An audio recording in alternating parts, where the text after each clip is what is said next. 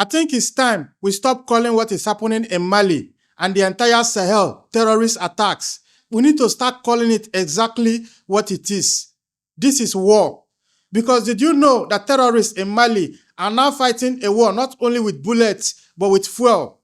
In a shocking move that has security experts scrambling, the Al-Qaeda-linked JNIM has launched a new kind of siege. They are not only storming cities, they are now cutting off Mali's fuel supply from neighbors like Ivory Coast and Senegal, blocking critical towns like Kenyas and Nioro du Sahel. Their goal? To cripple Mali's economy and force the government's hand.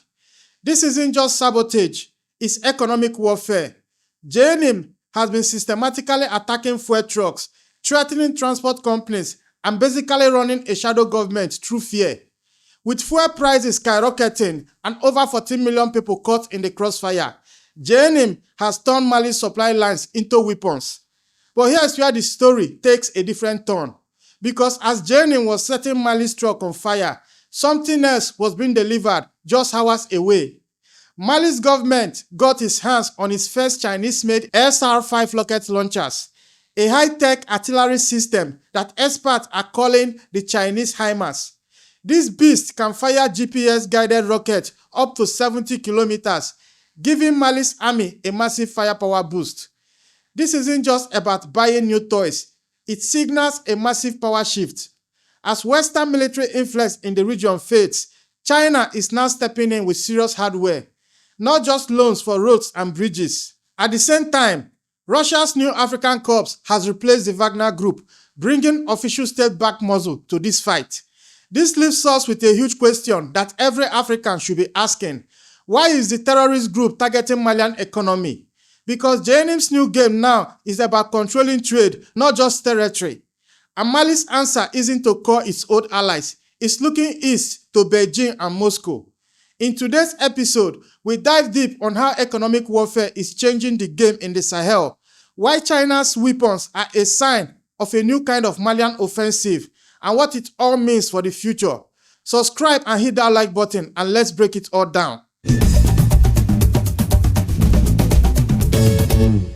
What if a terrorist group could bring an entire country to its knees by turning fuel into a weapon? That's exactly what this Al-Qaeda-linked group, JNIM, did in Mali this September. And it's a chilling preview of how terror groups can strangle nations without a full-blown war.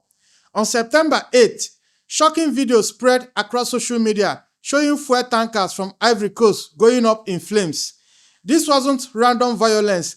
It was part of a carefully planned blockade JNIM had already announced online.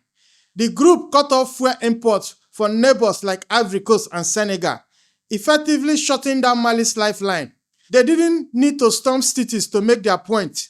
All they had to do was block the roads and spread fear. Major trade hubs like Kenyas and Nioro du Sahel were suddenly cut off from supplies and businesses ground to a halt.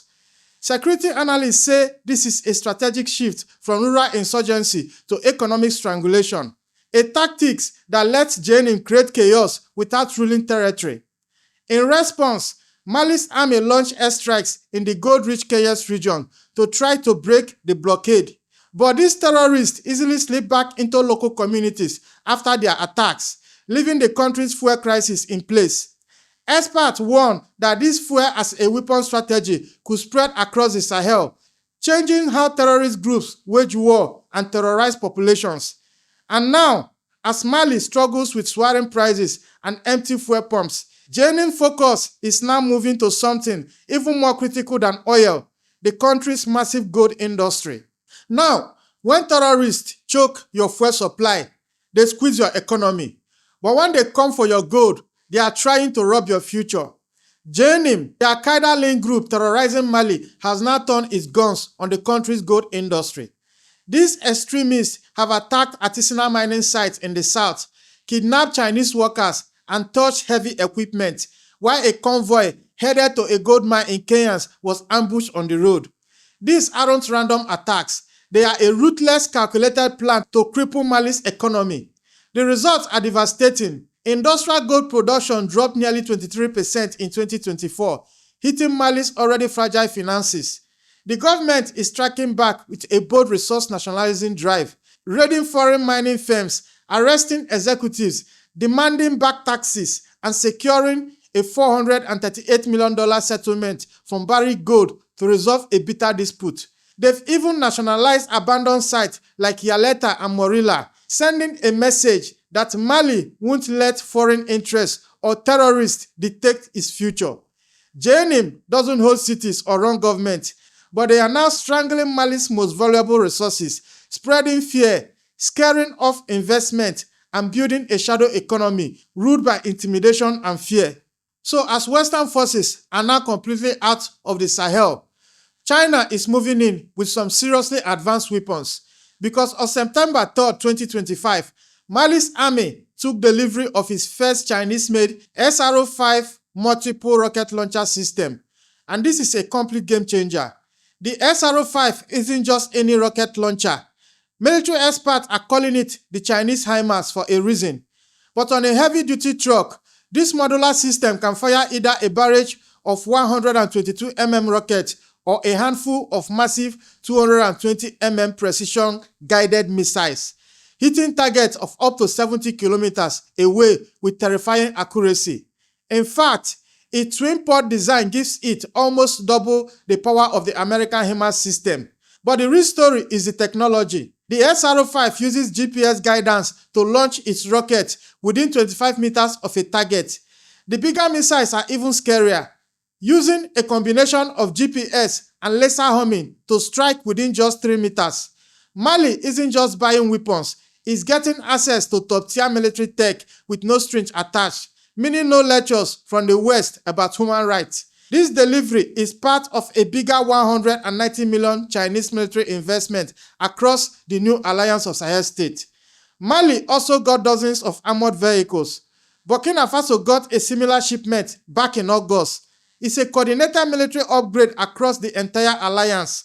China is now the #1 arms dealer in sub-Saharan Africa, and it's easy to see why. Because Chinese weapons come without demanding reforms, making them the perfect choice for revolutionary governments that value their independence. And these things are fast. An SR-5 can be ready to fire in under 5 minutes and can drive away just 60 seconds after launching, making it almost impossible to hit back. Mali's leader, Colonel Assimi Goïta, was there in person to receive this shipment. This wasn't just a delivery, it was a powerful statement to the world about Mali's new friends. But this pivot to China isn't just about weapons, it's about leaving an entire world order behind. Now, Mali isn't standing by while terrorists strangle its economy. The army is hitting back hard, using airstrikes, ground raids, and smart intelligence to take on JNIM and break their fuel blockade. After their brutal convoy attack, Malian fighter jets bombed different terrorist camps near key supply routes in western Mali. Soldiers are now riding shotgun on convoys, guarding roads, and locking down critical areas, turning parts of the country into a war zone. This is no easy battle, because JNIM fighters launch ambushes, then vanish into local communities, making them hard to track. But Mali isn't fighting alone anymore. With Wagner Group gone, Russia's African Corps has now stepped in, providing boots on the ground and training support. Mali has also teamed up with Burkina Faso and Niger through the new alliance of Sahel states to patrol shared borders, swap intel, and squeeze JNIM supply routes. This is more than a fight, it's a statement. Mali is choosing sovereignty over dependence, working with partners who deliver weapons and support without political strings. The stakes couldn't be higher.